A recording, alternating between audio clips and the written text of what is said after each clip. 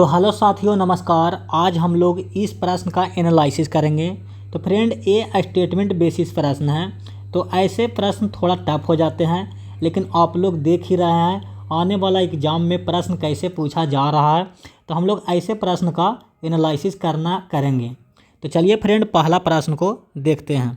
तो फ्रेंड, पहला प्रश्न है, भारत के संविधान के अनुसार भारत के महान्यवादी को निम्नलिखित में से कौन सा अधिकार प्राप्त है। फ्रेंड, आपके पास स्टेटमेंट है, भारत के राज्य क्षेत्र के सभी न्यायालयों में सुनवाई का अधिकार है। इसके बाद संसदीय कार्यवाही में मतदान करने का अधिकार है। थर्ड स्टेटमेंट है, संसदीय कार्यवाही में बोलने का अधिकार है। तो फ्रेंड, नीचे दिए गए कूट का प्रयोग कर सही उत्तर चुनिए। तो चलिए पहला स्टेटमेंट को देखते हैं। भारत के राज्य क्षेत्र के सभी न्यायालय में सुनवाई का अधिकार है, तो ये स्टेटमेंट सही है। तो फ्रेंड, आर्टिकल 76 के क्लोज 3 में कहा गया है कि भारत के महान्यवादी किसी भी न्यायालय में केस लड़ सकता है। नॉर्मल आदमी का भी ये केस लड़ता है और भारत सरकार का भी केस लड़ता है। इसके बाद सेकंड स्टेटमेंट, संसदीय कार्यवाही में मतदान करने का अधिकार है। तो फ्रेंड, इसे मतदान करने का अधिकार नहीं है। क्या है, इसे क्यों नहीं है? तो फ्रेंड, ये संसद का सदस्य नहीं होता है, इसी वजह से इसे मतदान करने का अधिकार नहीं होता है। इसके बाद है संसदीय कार्यवाही में बोलने का अधिकार है। तो फ्रेंड, इसे संसद के दोनों सदनों में बैठने का और बोलने का अधिकार है। तो फ्रेंड, अनुच्छेद 88 में यह अधिकार इसे प्राप्त है। तो फ्रेंड, इसमें राइट आंसर होगा 1 और 3। राइट आंसर 1 और 3 हो जाएगा। इसके बाद फ्रेंड, नेक्स्ट प्रश्न देखेंगे। संसद के दोनों सदनों की संयुक्त बैठक के संदर्भ में निम्नलिखित कथन पर विचार कीजिए। पहला स्टेटमेंट है, संसद के दोनों सदनों की संयुक्त बैठक की प्रक्रिया के नियम भारत के राष्ट्रपति द्वारा राज्यसभा के सभापति और लोकसभा के अध्यक्ष के परामर्श से बनाया जा सकता है। सेकंड स्टेटमेंट है, दोनों सदनों की संयुक्त बैठक की अध्यक्षता लोकसभा अध्यक्ष द्वारा की जाती है। उपयुक्त कथन में से कौन सा सही है? तो फ्रेंड, अगर पहला स्टेटमेंट को देखेंगे तो संसद के दोनों सदनों की संयुक्त बैठक की प्रक्रिया के नियम भारत के राष्ट्रपति द्वारा राज्यसभा के सभापति और लोकसभा के अध्यक्ष के परामर्श से बनाए जा सकते हैं। तो फ्रेंड, ये स्टेटमेंट सही है। इसके बाद है, दोनों सदनों की संयुक्त बैठक की अध्यक्षता लोकसभा के अध्यक्ष द्वारा की जाती है। तो ये भी स्टेटमेंट सही है। तो फ्रेंड, आर्टिकल 118 के क्लोज 4 के तहत दोनों सदनों की संयुक्त बैठक की अध्यक्षता लोकसभा के अध्यक्ष द्वारा किया जाता है। फ्रेंड, अगर बात किया जाए कि लोकसभा के अध्यक्ष अगर अनुपस्थित होंगे तो संयुक्त बैठक की अध्यक्षता कौन करेगा? तो उपाध्यक्ष करेगा। उपाध्यक्ष करेगा। अगर उपाध्यक्ष भी अगर अनुपस्थित होंगे तो कौन करेगा? तो राज्यसभा के उपसभापति इसकी अध्यक्षता करेंगे। तो फ्रेंड, राज्यसभा के सभापति कभी भी संयुक्त बैठक की अध्यक्षता नहीं करते हैं। इसके बाद फ्रेंड देखेंगे, जो संयुक्त बैठक जो होती है, तो कहाँ संयुक्त बैठक किस बिल पर नहीं होगा? किस बिल पे संयुक्त बैठक नहीं होगा? तो फ्रेंड, धन विधेयक यानी मनी बिल, धन विधेयक और संशोधन विधेयक पर कभी भी संयुक्त बैठक नहीं होता है। लेकिन एक बात और है फ्रेंड, आर्टिकल 108 में भी बतलाया गया है कि संसद की संयुक्त बैठक होगा। तो फ्रेंड, आर्टिकल 108 में संसद की संयुक्त बैठक, दोनों सदनों की संयुक्त बैठक तब होता है जब लोकसभा और राज्यसभा में गतिरोध हो जाता है, गतिरोध उत्पन्न हो जाता है। तो फ्रेंड, राष्ट्रपति जो हैं वो संयुक्त बैठक बुलाते हैं। इसके बाद फ्रेंड, नेक्स्ट प्रश्न को देखेंगे। तो फ्रेंड, नेक्स्ट प्रश्न है, भारत की संप्रभुता और अखंडता शब्द का उल्लेख भारत के निम्नलिखित में से किन संवैधानिक प्रावधानों में किया गया है? आपके पास स्टेटमेंट है, राज्य के नीति निर्देशक तत्व में, मूल कर्तव्य में, मूल अधिकार में, तीसरी अनुसूची में। तो फ्रेंड, बात है संप्रभुता और अखंडता, तो राज्य के नीति निर्देशक तत्व में भी इसका चर्चा किया गया है। इस अगर देखा जाए तो 51 में, आर्टिकल 51 में मूल कर्तव्य में भी 51 के क्लोज डी में इसमें चर्चा किया गया है। मूल अधिकार में कहाँ पे चर्चा किया गया है? अनुच्छेद 19 में बोलने का अधिकार है। तो बोलने का अधिकार है तो आप विवादित नहीं बोल सकते हैं, तो इसे रोका भी जाता है। तो फ्रेंड यहाँ पे संप्रभुता और अखंडता को बनाए रखा जाता है। तीसरी अनुसूची में फ्रेंड संसद के सदस्य और जो सुप्रीम कोर्ट के अध्यक्ष, राष्ट्रपति, सभी लोग शपथ लेते हैं। तो शपथ में एकता और अखंडता को बनाए रखने की बात करते हैं। तो फ्रेंड सभी स्टेटमेंट सही है। इसके बाद फ्रेंड नेक्स्ट प्रश्न देखेंगे। अंतर्राष्ट्रीय संधि और समझौते भारत के राष्ट्रपति की ओर से वार्ता और निष्पादित किए जाते हैं। सेकंड स्टेटमेंट है संसद अंतर्राष्ट्रीय संधि को लागू करने के लिए राज्य सूची के किसी भी विषय पर कानून बना सकती है। थर्ड स्टेटमेंट है राज्य के नीति निर्देशक तत्वों में यह प्रावधान किया गया है कि राज्य मध्यस्थता के माध्यम से अंतर्राष्ट्रीय विवादों को निपटारे को प्रोत्साहित करेगा। तो फ्रेंड उपयुक्त कथनों में से कितने सही हैं? तो अंतर्राष्ट्रीय संधि और समझौता जितना भी होता है वो भारत के राष्ट्रपति के नाम पर ही होता है, भारत के राष्ट्रपति के नाम पर ही होता है, क्योंकि अंतिम फैसला जो देते हैं जो राष्ट्रपति ही देते हैं। तो ये स्टेटमेंट सही है। इसके बाद संसद अंतर्राष्ट्रीय संधि को लागू करने के लिए राज्य सूची के किसी भी विषय पर कानून बना सकती है। तो ये भी अधिकार है संसद को। तो आर्टिकल 253 के तहत यह राज्य सूची के किसी भी विषय पर कानून बना सकती है, आर्टिकल 253 के अनुसार।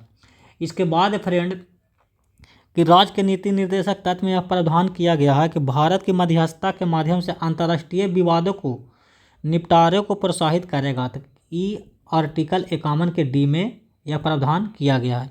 तो फ्रेंड ये भी स्टेटमेंट सही है। इसके बाद फ्रेंड नेक्स्ट प्रश्न देखेंगे। निम्नलिखित में से किस संविधान संशोधन अधिनियम ने संसद के दोनों सदनों में महिलाओं के लिए 33% आरक्षण की शुरुआत की है? तो फ्रेंड इसका राइट आंसर हो जाएगा 106वां संविधान संशोधन। इसके बाद फ्रेंड क्वेश्चन नंबर 6 देखेंगे। स्टेटमेंट है, पहला स्टेटमेंट, भारत का राष्ट्रपति धन विधेयक को संसद के पास पुनः विचार हेतु वापस नहीं भेज सकता है। सेकंड स्टेटमेंट है, 24वें संविधान संशोधन अधिनियम 1971 के तहत राष्ट्रपति के लिए धन विधेयक पर अपना सहमति देना अनिवार्य बना दिया गया है। तो फ्रेंड अगर स्टेटमेंट को देखेंगे तो भारत का राष्ट्रपति धन विधेयक को संसद के पास पुनः विचार हेतु वापस नहीं भेज सकता। तो ये स्टेटमेंट सही है, क्योंकि वापस तो नहीं भेज सकता, इसे रोकने का अधिकार है। आर्टिकल 111 में वीटो लगा करके ये रोक सकता है, लेकिन पुनः विचार हेतु वापस धन विधेयक पर नहीं भेज सकता है। इसके बाद सेकंड स्टेटमेंट है, 24वें संविधान संशोधन अधिनियम 1971 के तहत राष्ट्रपति के लिए धन विधेयक पर अपनी सहमति देना अनिवार्य बना दिया गया है। तो फ्रेंड ये स्टेटमेंट गलत है। 24वें संविधान संशोधन अधिनियम 1971 के तहत राष्ट्रपति के लिए धन विधेयक पर नहीं, संशोधन विधेयक पर जैसे में मौलिक अधिकार में कुछ संशोधन होता है तो राष्ट्रपति को सहमति देना अनिवार्य बना दिया गया है 24वें संविधान संशोधन के तहत। तो ये स्टेटमेंट गलत है, यानी कथन 1 सही है और कथन 2 है जो गलत है। कथन 1 सही है किंतु कथन 2 है जो गलत है। इसके बाद फ्रेंड नेक्स्ट प्रश्न देखेंगे। तो नेक्स्ट प्रश्न है, 1946 के रॉयल इंडियन नेवी विद्रोही के संदर्भ में निम्नलिखित कथनों में से कौन सा सही नहीं है? आपके पास स्टेटमेंट है, RIN विद्रोह की शुरुआत बम्बई में HMIS तलवार के रेटिंग्स द्वारा अपमानजनक व्यवहार के विरोध में की गई हड़ताल से हुई थी। सेकंड स्टेटमेंट है, कराची में HMIS हिंदुस्तान के नौसैनिक ने इस विद्रोह को अगुवाई की और अचानक हड़ताल कर दी। थर्ड स्टेटमेंट है, कांग्रेस ने नौसैनिकों को अपना पूर्ण समर्थन दिया और उनके समर्थन में श्रमिकों को भी लामबंद किया।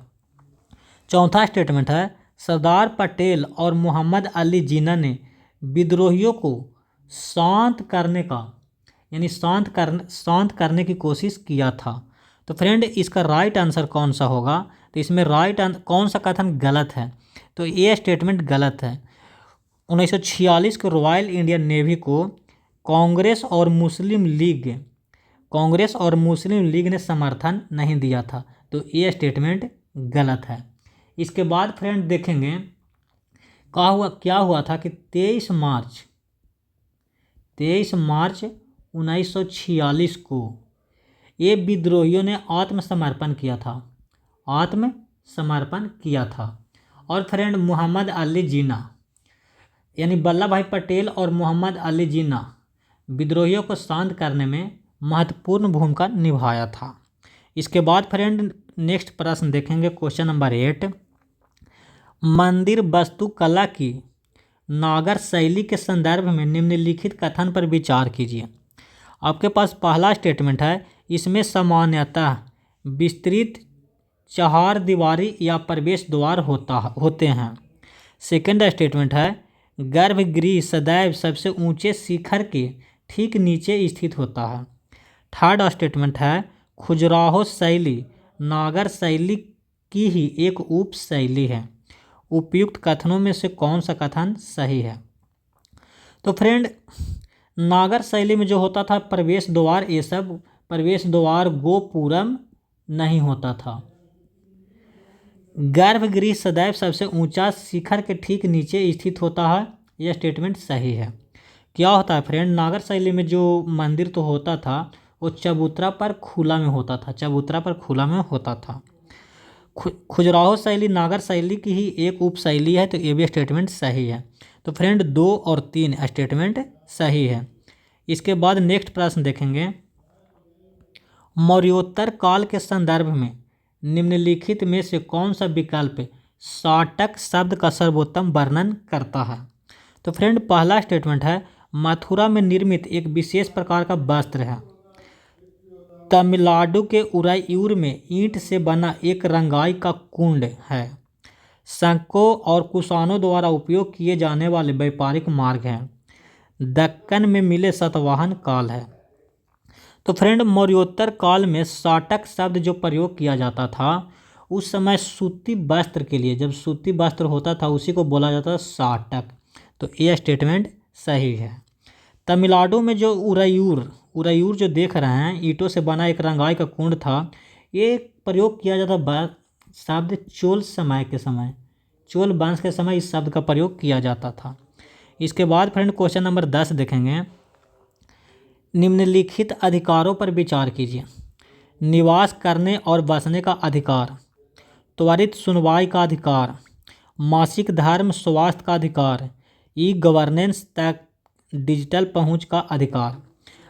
उपयुक्त में से कितने अधिकार भारतीय संविधान के अनुच्छेद 21 में उल्लेखित प्राण एवं दैहिक स्वतंत्रता के अधिकार का हिस्सा है? तो फ्रेंड अगर देखा जाए अनुच्छेद 21 की बात करता है कि कौन सा स्टेटमेंट अनुच्छेद 21 में दिया गया है, तो फ्रेंड निवास करने और बसने का अधिकार तो आर्टिकल 19 में दिया गया है, ये स्टेटमेंट गलत है। त्वरित सुनवाई करने का अधिकार, त्वरित सुनवाई करने का अधिकार का मतलब PIL के मामला में तुरंत सुनवाई करना, तो ये समझिए कि निजता के अधिकार में आता है, तो आर्टिकल 21 में ही हो गया। इसके बाद मासिक धर्म स्वास्थ्य का अधिकार, तो हाल ही में इसे भी मौलिक अधिकार में यानी मौलिक अधिकार आर्टिकल 21 में इसमें जोड़ दिया गया है। फिर डिजिटल पहुंच का अधिकार यानी इंटरनेट भी एक तरह के जीवन का अधिकार ही है आगे बढ़ने के लिए, तो फ्रेंड इसे भी अनुच्छेद 21 में ही शामिल कर लिया गया है। तो इसका राइट आंसर होगा केवल 3 का मतलब ए केवल 3 इसमें सही है। इसके बाद फ्रेंड क्वेश्चन नंबर 11 है, स्तनधारियों के संदर्भ में निम्नलिखित कथन पर विचार कीजिए। पहला स्टेटमेंट है, कुछ स्तनधारी जीवित शिशुओं को जन्म देने के बजाय अंडे देते हैं। इसके बाद सेकंड स्टेटमेंट है, कुछ स्तनधारियों में स्तन ग्रंथियों की अनुपस्थिति होता है। थर्ड स्टेटमेंट है, कुछ स्तनधारी बाल या रोम के बजाय सल्कों से ढके होते हैं। उपयुक्त कथन में से कितने कथन सही हैं? तो फ्रेंड पहला स्टेटमेंट है, कुछ स्तनधारी जीव जो शिशुओं को जन्म देने के बजाय अंडा देते हैं, तो यह स्टेटमेंट सही है। इसके बाद है, कुछ स्तनधारी में स्तन ग्रंथियों का अनुपस्थिति होता है। तो फ्रेंड स्तनधारी जीव जो होते हैं उसमें स्तन की अनुपस्थिति नहीं होता है, स्तन तो एकदम होता ही है। इसके बाद है, कुछ स्तनधारी बाल या रोम के बजाय सल्कों से ढके होते हैं, तो ये भी स्टेटमेंट सही है। तो फ्रेंड ये जो केवल कितने कथन सही हैं, तो केवल 2 कथन जो है वो सही है। इसके बाद है फ्रेंड नेक्स्ट प्रश्न, आधुनिक भारतीय इतिहास के संदर्भ में सुलह समिति का गठन किस उद्देश्य से किया गया था? फर्स्ट स्टेटमेंट है प्रांतों में द्वैध शासन प्रणाली के कामकाज की समीक्षा करना।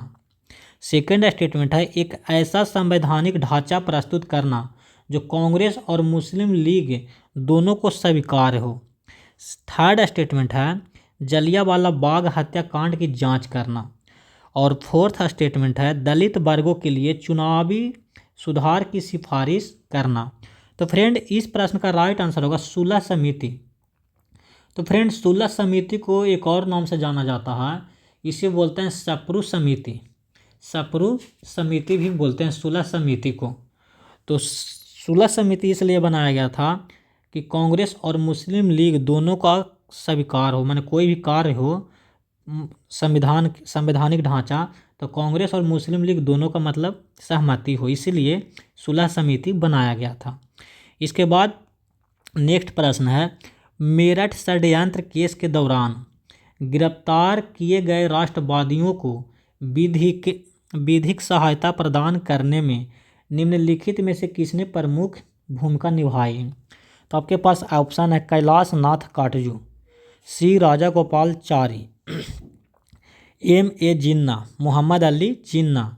इसके बाद है तेज बहादुर सप्रू। तो फ्रेंड मेरठ षड्यंत्र क्या था? तो 1929 में क्या हुआ था कि 31 लोगों का जो कम्युनिस्ट के लोग थे उनको गिरफ्तार कर लिया था अंग्रेज ने।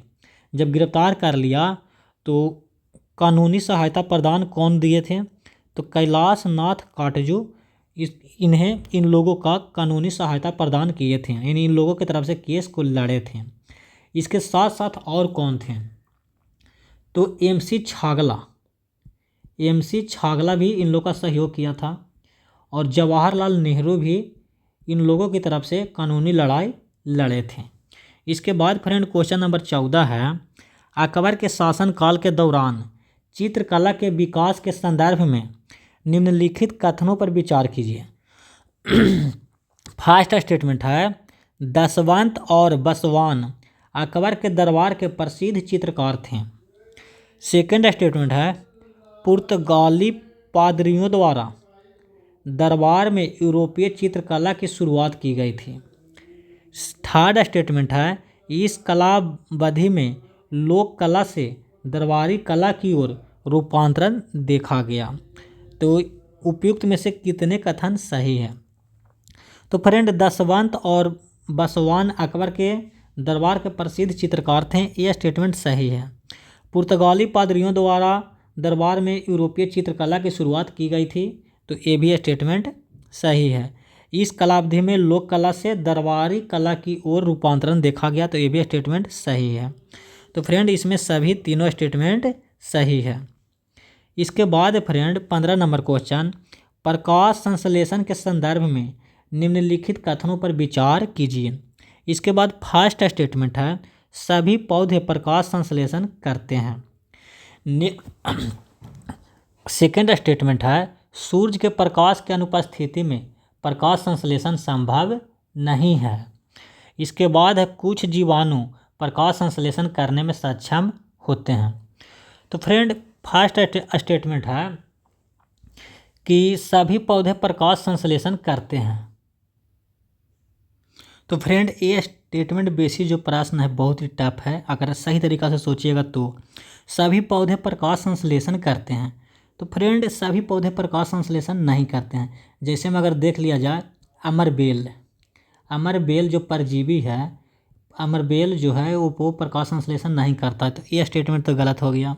इसके बाद है सूर्य के प्रकाश के अनुपस्थिति में प्रकाश संश्लेषण संभव नहीं है, तो फ्रेंड ये भी स्टेटमेंट गलत है। प्रकाश संश्लेषण के लिए अब कृत्रिम बल्ब जो ऐसा एलईडी बल्ब बना दिया गया है कि उससे भी प्रकाश संश्लेषण संभव है। प्रयोगशाला में प्रकाश संश्लेषण होता है, तो ये भी स्टेटमेंट गलत है। कुछ जीवाणु प्रकाश संश्लेषण करने में सक्षम होते हैं, तो ये स्टेटमेंट सही है। तो कुछ जीवाणु है जो प्रकाश संश्लेषण करने में सक्षम होते हैं। स्टेटमेंट सही है। तो उपयुक्त कथनों में से कितने सही हैं? तो केवल एक है जो सही है। फ्रेंड इस ऑप्शन को ध्यान से देखिएगा, कंफ्यूजिंग मत होइएगा, केवल एक सही है। इसका राइट आंसर ए नहीं हो रहा, केवल एक। इसके बाद फ्रेंड नेक्स्ट प्रश्न देखेंगे, क्वेश्चन नंबर 16 कि निम्नलिखित प्रक्रिया पर विचार कीजिए। लोहे में जंग लगना, जल में चीनी का घुलना, दूध से दही का बनना, अल्कोहल का वाष्पीकरण। तो फ्रेंड उपयुक्त में से कितने रासायनिक परिवर्तन का उदाहरण है? अब देखिए, रासायनिक परिवर्तन में क्या होता है, नया चीज़ का निर्माण होता है। तो लोहे में जंग लगना ये रासायनिक परिवर्तन का उदाहरण है। जल में चीनी का घुलना, तो फ्रेंड जल में चीनी का घुलना रासायनिक परिवर्तन नहीं है, ये भौतिक परिवर्तन है, भौतिक परिवर्तन है। इसके बाद है दूध से दही बनना, तो ये भी रासायनिक परिवर्तन है, नया चीज़ बनता है। इसके बाद है अल्कोहल का वाष्पीकरण, तो फ्रेंड अल्कोहल का वाष्पीकरण ये कोई नया चीज़ नहीं बनता है, तो ये भी स्टेटमेंट गलत है। तो इसका जो कितने कथन सही है, तो केवल 2 कथन है जो सही है, यानी 1 और 2, 1 और 3 है जो सही है। तो इसमें 2 स्टेटमेंट है जो सही है। ऑप्शन में कंफ्यूज मत होना दोस्त। फिर इसके बाद है क्वेश्चन नंबर 17, संयुक्त राष्ट्र चार्टर का अनुच्छेद 51 प्रायः सुर्खियों में रहता है, यह अनुच्छेद किससे संबंधित है? आपके पास पहला स्टेटमेंट है संयुक्त राष्ट्र सुरक्षा परिषद के आकार में वृद्धि। सेकंड स्टेटमेंट है किसी देश पर आक्रमण होने की स्थिति में उसके आत्मरक्षा के अधिकार से। थर्ड स्टेटमेंट है संयुक्त राष्ट्र में नए सदस्य देशों के प्रवेश से। और फोर्थ स्टेटमेंट है संयुक्त राष्ट्र महासचिव की नियुक्ति से। तो फ्रेंड अनुच्छेद 51 संयुक्त राष्ट्र चार्टर का अनुच्छेद 51 यह कहता है कि किसी देश पर आक्रमण होने की स्थिति में उसके आत्मरक्षा के अधिकार से। अब हम लोग देखेंगे संयुक्त राष्ट्र में नए सदस्यों का प्रवेश संयुक्त राष्ट्र के चार्टर के किस अनुच्छेद के तहत किया जाता है? तो फ्रेंड अनुच्छेद 97 के तहत नए सदस्य देशों का प्रवेश दिया जाता है। अगर संयुक्त राष्ट्र महासचिव की नियुक्ति किस अनुच्छेद के तहत होती है? तो अनुच्छेद 4 के तहत, यानी संयुक्त राष्ट्र चार्टर के अनुच्छेद 4 के तहत संयुक्त राष्ट्र महासचिव की नियुक्ति होती है। इसके बाद फ्रेंड क्वेश्चन नंबर 18 देखेंगे, निम्नलिखित मरुस्थलों पर विचार कीजिए।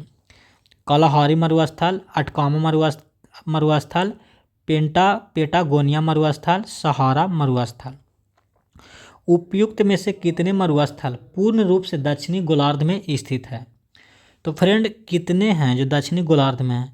तो फ्रेंड दक्षिणी गोलार्ध में कौन मरुस्थल दक्षिणी गोलार्ध में स्थित है? तो फ्रेंड दक्षिणी गोलार्ध में जो स्थित है वो सहारा मरुस्थल ही स्थित है।